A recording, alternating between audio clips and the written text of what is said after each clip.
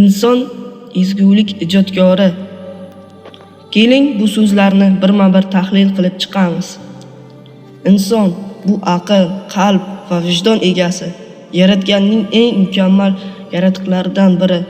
U fikrlaydi, his qiladi, yaratadi va eng muhimi ezgulikni tanlay oladi.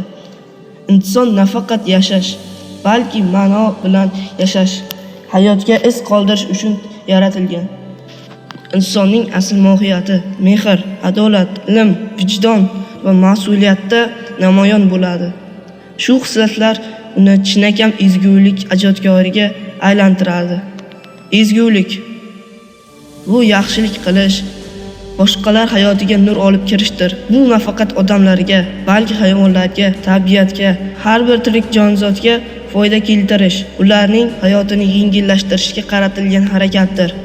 Ijod esa bu fikrning, tuyg'uning, go'zallikning hayotga aylanishi.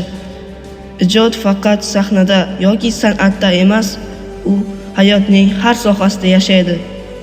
O'qituvchi darsni yangicha usulda o'tsa, dehqon yerga mehr bilan urug' sochsa, ustoz shogirdida ishonch uyg'otsa, bu ham ijod, bu ham ezgulik. Ijod bu inson qalbining ovozi, ruhining harakati. Tarixda shunday insonlar borki, ularning ezguligi butun dunyoni yoritadi. Abu Ali ibn Sino, inson salomatligining himoyachisi, Al-Xorazmiy, har bir kompyuter algoritmining otasi, Thomas Edison, zulmatni yorug'likka aylantirgan kashfiyotchi, Nikola Tesla, elektr energiyani masofalarga yetkazib, dunyoni quvvat bilan to'ldirgan dahodir. Bu buyuklar dunyoni o'zgartirdi. Ammo ezgulik faqat ulardan iborat emas.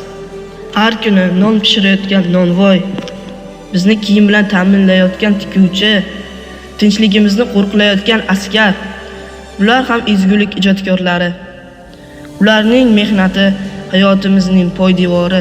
Ammo shuni unutmaylik, har bir buyuk insonning yo'lida uni tarbiyalagan, yo'l ko'rsatgan, ishonch bergan ustoz turgan.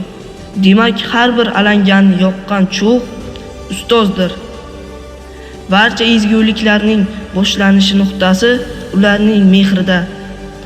Lekin shularning hammasidan ham buyukroq, eng muqaddas ezgulik ijodkori bitta, onajonimiz. U biz kasal bo'lsak, Ibn Sinodek g'amxo'r, bilimsiz bo'lsak, ustozdek sabrli, hayotimizni yoritgan Edisondek nurli, chegaradagi askardek bedor bo'lib, bizni duo bilan asragan insondir. Demak, onamiz eng buyuk ezgulik ijodkori. Biz esa ularga eng munosib farzand, shogird va davomchi bo'lishimiz, ya'ni ezgulik ijodkori bo'lishimiz va butun koinotga foydasi tegadigan inson bo'lishimiz shart. Keling, ezgulik ijodkorlari bo'laylik.